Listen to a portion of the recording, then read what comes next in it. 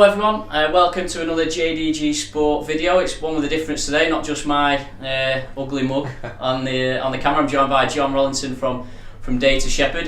What we're going to talk about today with John is GDPR and specifically how that relates to sports clubs and the gathering of data. Yeah.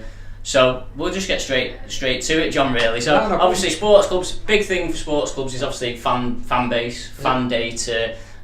People who've bought tickets. Do you want to just give us a little bit of an overview as to what GDPR is? Absolutely. So GDPR is the General Data Protection Regulations. It comes into full effect on the 25th of May this year. It's been in effect for 2 years, and it's a change in the data protection laws.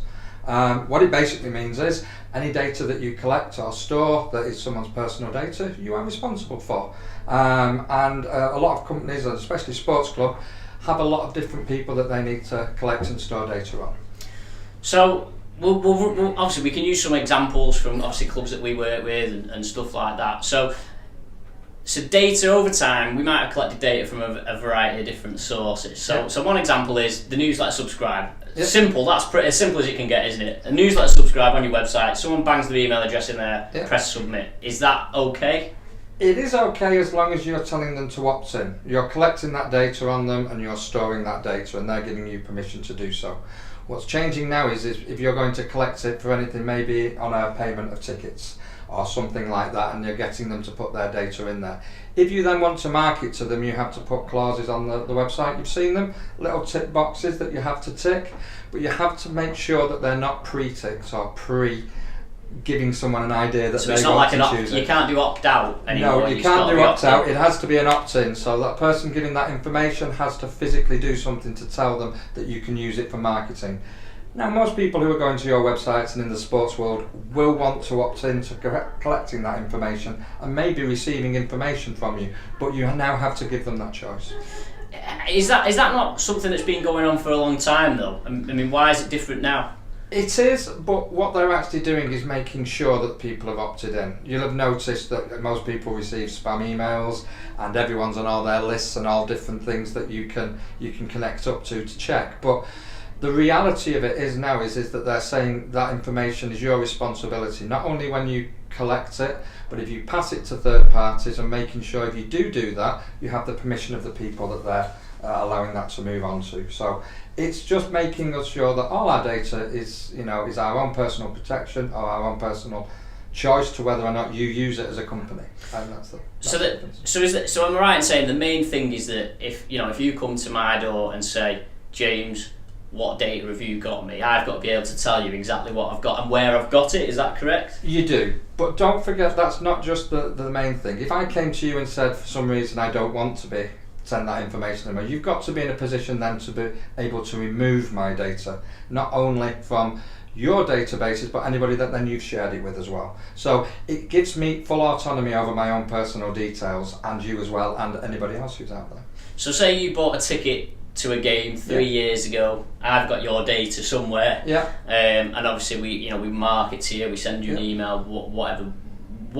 How does it work with that? So I've got that data from 3 years ago. Maybe we didn't have an opt-in at that time, and obviously we've just sold tickets. We've got that data. Does that mean that now we're not allowed to use that? As you've sold tickets to them, they are a customer of yours. So you have a right that they would be expecting that you have sold to them within a certain amount of time, and there's no actual amount of time that's exactly set out by the governing or the body who covers this, which is the ICO or the Information Commissioner's Office. So there's no standard amount of time. What we say to them, if they have interest with you, you've sold them tickets and they've been there doing that for a regular basis, you have a good reason to be storing information on them as a business or as a sports company.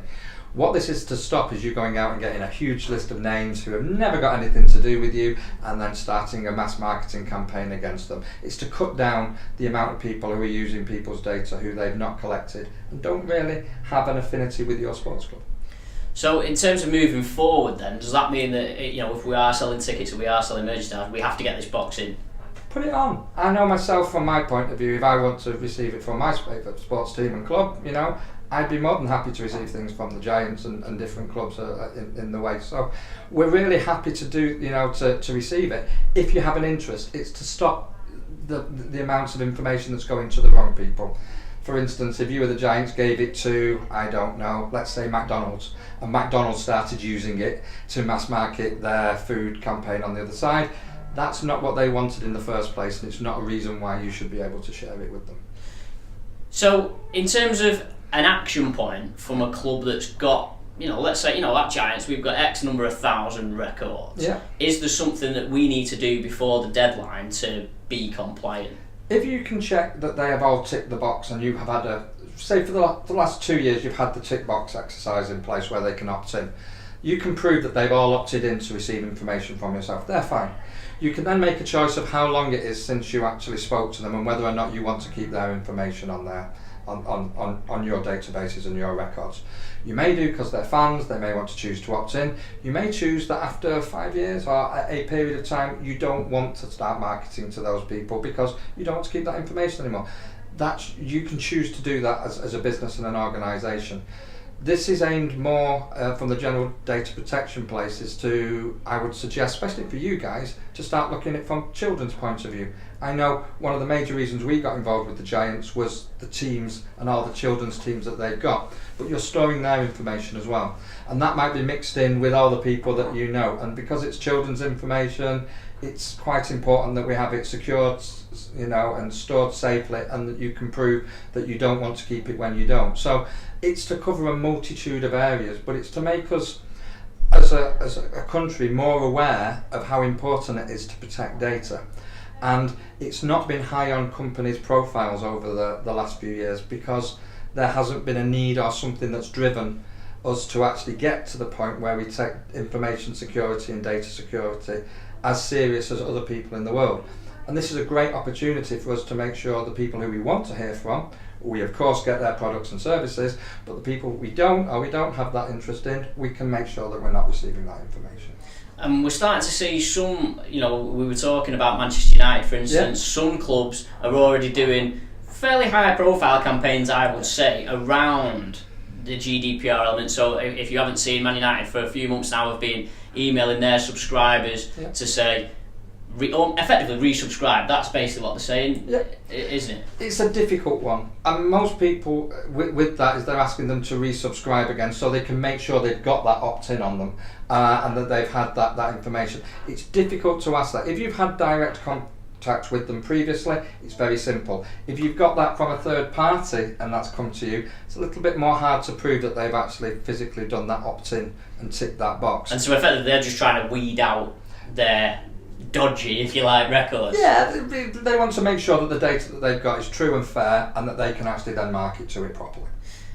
The worry from, I suppose a lot of clubs have been in this position. The worry from me, from a club perspective is, if we did a Manchester United and sent out an email to our, let's say it's 5,000 people, what if hardly any of them come back and resubscribe? Is that just the nature of the beast? That's the nature of exactly the beast. But what you will do is get a very, very clear and precise view of exactly who wants to get information on your team and who is supporting you and growing it from the right people. Because don't forget, then if you had a 5,000 database and it reduced down to 3, say, you would know that they was your core business, and you would get a far better response from the people that you're then marketing to, and you'll get a more accurate for less effort and more reward for the information that you've got there. And that's kind of forgotten, that people, you're sending out lots of information on a scattergun approach, where this is much more focused on exactly your core your core people that you want to advertise to. And one thing I want to ask you as well is, obviously I work off court, obviously a fan base is important, but the other side of that, as you well know, is the commercial side. So, from my point of view, we're always looking for new sponsors, if anyone's interested, tap me up.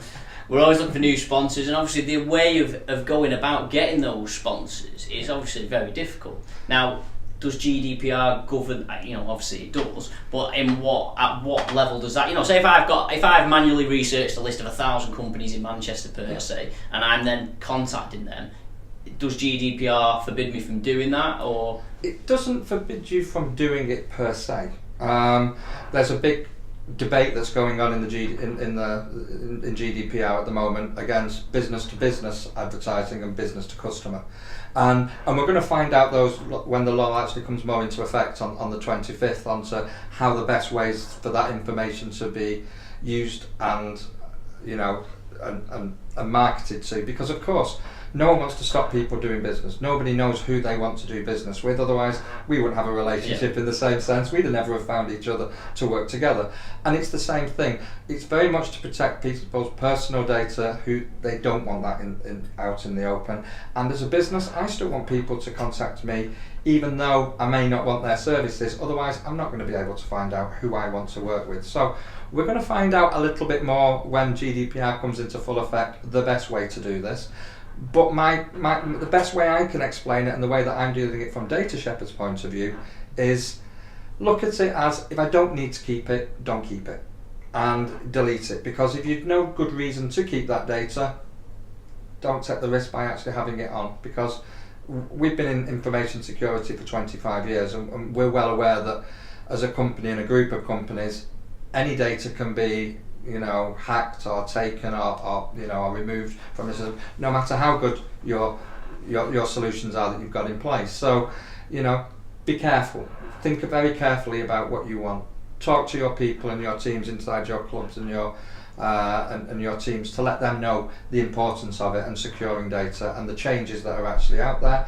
And if we all work together, it's going to be a very positive thing for the UK to look at information security on a positive front moving forward.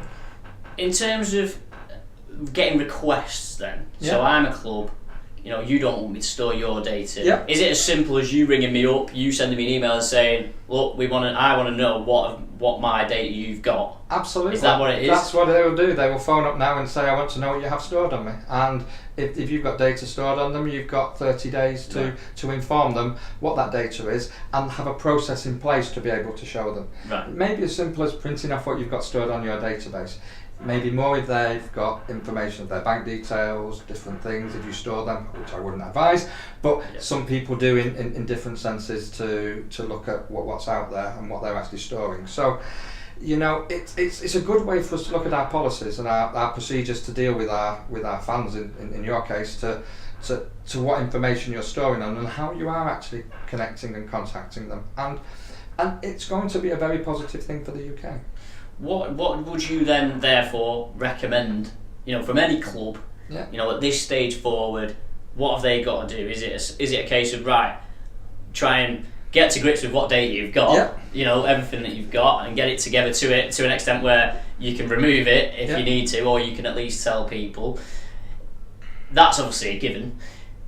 In terms of making, like we were talking about the opt-in thing, would you recommend doing a Man United, if you like, and trying to go after them for that resubscribe, for that it's almost like a timestamp, isn't it? Like an opt-in timestamp that says, right, if we send out an email to you and you decide, I'm going to resubscribe, bang, you've got that timestamp where they've said, you can, and for most of the people you do, but be careful.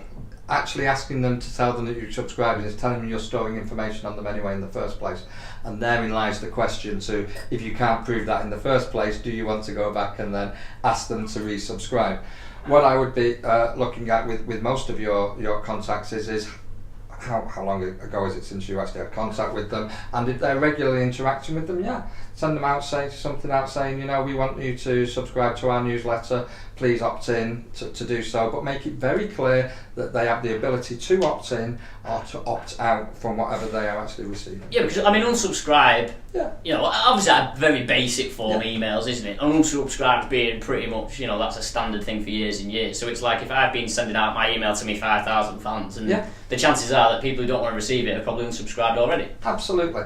But there is all that reason is that people do ignore their emails and they're not 100% sure, and they just go into their spam filters, they go into lots of different areas. So don't assume that, although you've been sending them for a long time, they haven't whitelisted you or blacklisted you on their spam filters and haven't been receiving your mail for a long period of time. So that assumptions can't be made that they're actually receiving that and actually quite happy to keep receiving that information.